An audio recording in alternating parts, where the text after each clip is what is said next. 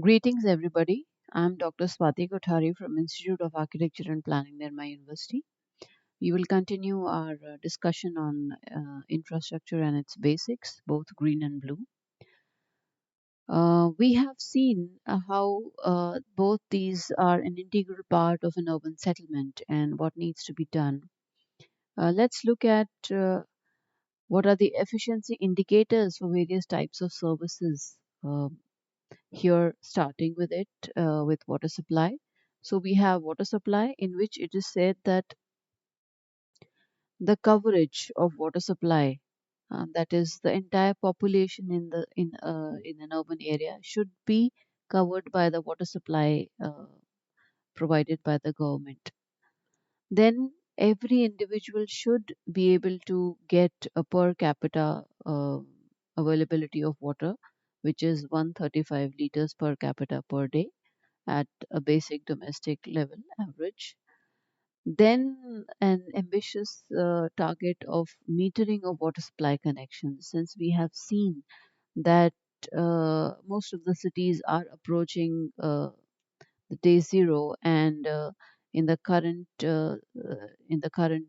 times, we are seeing how large urban areas have been affected by lack of water or drying of their reservoirs and the scarcity of water. So to extend metering of water supply connections will probably support the cause of not wasting water, and people will optimize on water supply also as a precious resource wherein every drop counts.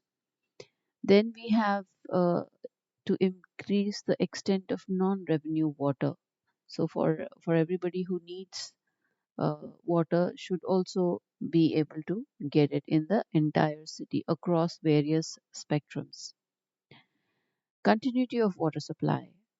So, the ambition is that the water supply should be provided 24 by 7. That means there should be constant water supply in the entire network that is created for an urban area. The reason being that it is said that when there is a 24 by 7 water supply, then there is less wastage of water because people don't store water and people don't throw water, assuming that the water that they get at that moment is fresh.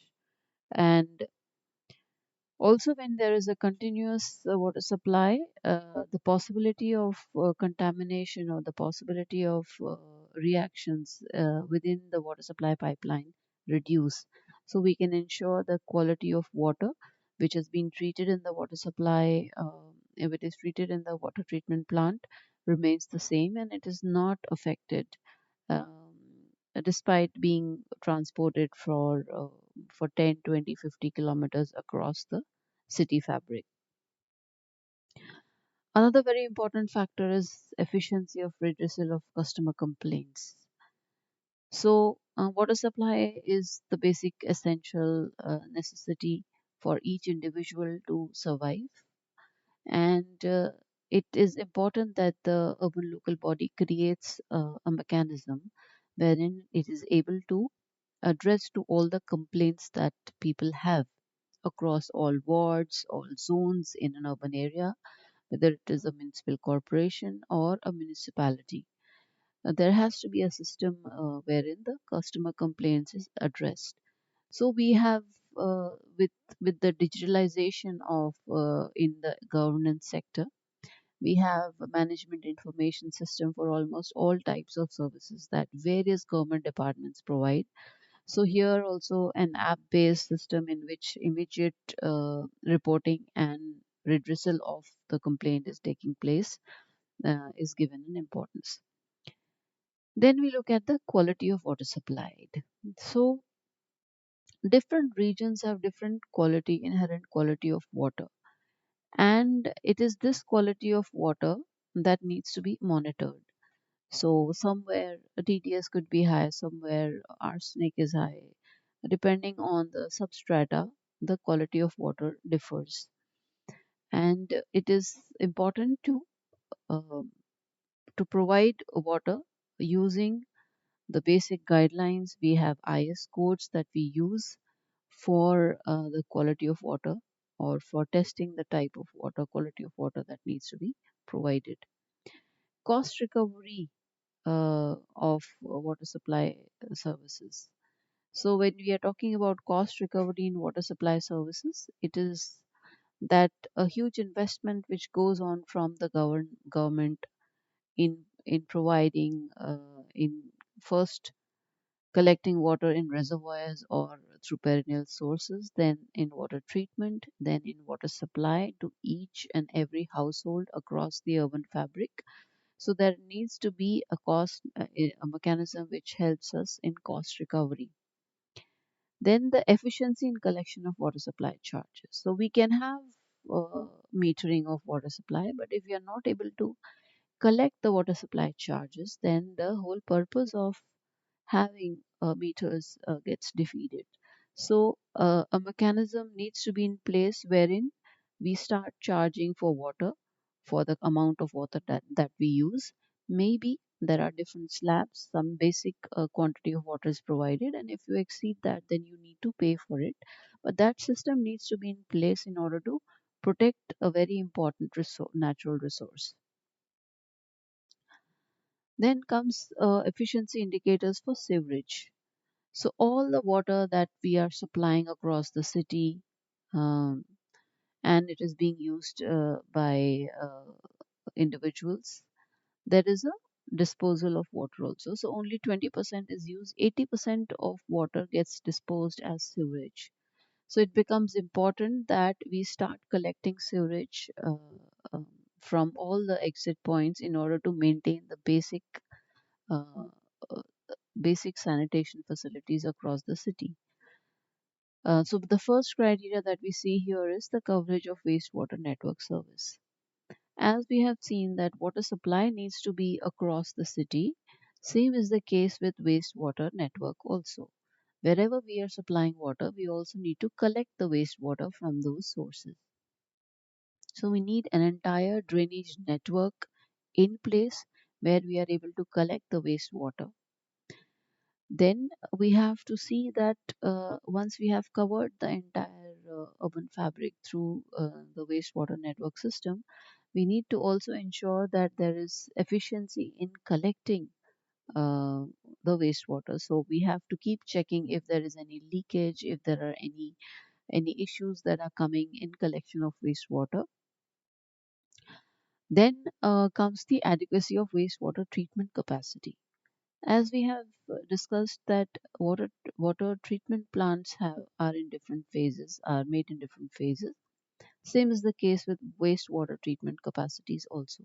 So we can have wastewater treatment capacities uh, decided according to the population or according to the increase in the urban areas. If we have urban agglomeration and we keep including it through various notifications, then we have to keep ensuring that we are expanding our water supply network, and we are also bringing it to the sewage treatment plant and treating the water. Then comes quality of wastewater treatment. So there are various methods for wastewater treatment, and depending on the composition of the wastewater, we decide the what kind of treatment needs to be provided. Here, what we can also think about it is what kind of land use is the urban fabric having? Is it largely residential, institutional, and commercial, or are there industrial areas also? For industrial areas, there is a separate treatment that needs to be provided.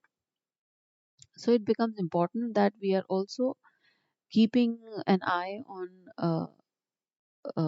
the fact that with with residential wastewater, the industrial wastewater, which we call as effluent, is not getting mixed. After we have decided on the type of treatment, we have maintained the quality of wastewater. We need to find the extent of reuse and recycling of the wastewater. So when we are looking at various green building parameters, one of the very important parameters is how do we use the gray water. Very important factor here is that you have to look at the plumbing networks that are established, and we differentiate between black and gray water, and we treat the wastewater and we reuse it for the greens in our cities. So here we are integrating the blues, we are trying to use the wastewater, and we are trying to use that wastewater for the green area. So we may have gardens, we may have pathways, we may have buffer zones between different land uses, and that is where we use this wastewater uh, instead of just letting it go in the downstream of any river. Then comes the extent of cost recovery. So there is a cost when we are talking about these networks, they come with huge cost. The capital cost, the cost to make the entire, bring it up, the entire gray structure, and then also to operate it. So the extent of cost recovery in wastewater management also becomes important, where we have some charges which are levied, which through which we can collect some um, tariff. Then comes the redressal of customer complaints. So we should look at what people have to say, what grievances they may have. Are we able to cover the entire urban fabric in wastewater, or there is more that needs to be done? Sometimes we do have wastewater network, but because of the difference in densities, it may not be enough, or a need to change the entire drainage can come before the planned, the designed network. Then comes collection of sewage charges. So a fact of trying to charge people for the kind of waste that they are generating is a method of discouraging people to waste more water. So there we are charging charging people for water consumption, and here we are looking at charging people for the kind of sewage which is generated. What is also important in an urban fabric is what kind of uh, coverage we are providing in terms of public toilets. So, uh, and how we are including it in our sewage. So this also becomes an important part of the sewage network.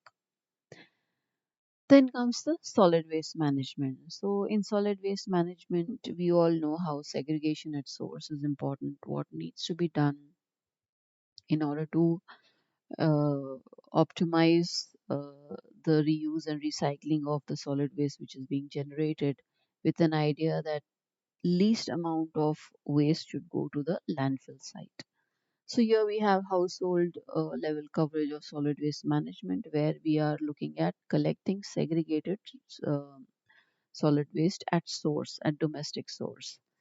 Then the collection of municipal solid waste. So we are looking at how the municipal solid waste is collected and put identified in different areas of the city eventually before taking for um, final treatments. So we have the collection of municipal solid waste. After the collection, there is again a segregation of municipal solid waste that is required, because all the steps that we take will add to the efficiency level of the system that we are creating.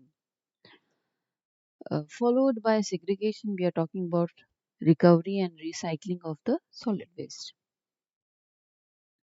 When we are talking about recovery and recycling, whatever is used, so we are going to differentiate between plastic, paper, metal. Different types of waste are being separated, and they have their own system of being recycled and reusing. So some waste we recover, some waste we recycle, and then there is this inert waste which eventually goes to the landfill sites. Then comes extent of scientific disposal. All kinds of municipal solid waste needs to be done very scientifically. There cannot be a simple system of just collecting and disposing the municipal solid waste. It was a practice before the year 2000 till the municipal solid waste rules came in. But post the year 2000 in India, we do have a system through which we are using the municipal solid waste in a systematic manner. Then comes cost recovery. So there is a cost which is involved in the solid waste management, redressal of customer complaints, and collection of user charges. So expanding the network of user charges only helps to make the system more efficient. Here we are talking about stormwater drainage. So important is that we are covering the stormwater drainage network across the city, following the topography and ensuring that all the stormwater drains are not clogged and there are least incidences of waterlogging and flooding. We have seen in urban areas how waterlogging and flooding has increased over the years, and many other factors are responsible for it in the way we design our neighborhoods, in the way we are using, what kind of material we are using, what kind of percolation, what percentage of percolation is happening to the groundwater. All these are very important in terms of stormwater drain. So here we have spoken about four major types of infrastructure that are important at a city level. And I hope this has been useful to you all. Thank you so much.